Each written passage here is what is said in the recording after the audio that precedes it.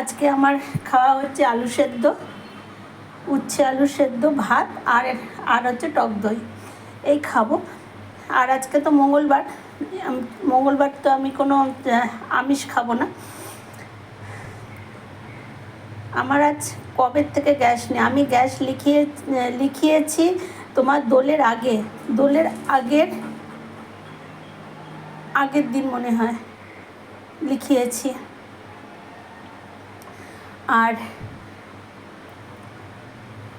এখন তো গ্যাস পেলামই না। তারপরে যে ডেলিভারি ম্যানটা দেয়, সে শুনেছিলাম দেশে গেছে, আমাকে বললো দেশ থেকে এসে দেবে, আমার হাজব্যান্ড বললো। এখন বলছে যে আজকে বলে অফিসে ফোন করেছিল, 7 তারিখে স্লিপ বেরোচ্ছে। সত্যি মিথ্যে আমি জানি না। আমাকে হাজব্যান্ড বলেছিল যে যেদিন লেখাবে তার পরের দিনই পাবে। তোমরা বলো, গ্যাস থাকতে আমি কেন আমাকে এখন মুখ করছে যে হ্যাঁ তুমি গ্যাস লেখাওনি, গ্যাস দিয়ে দিত।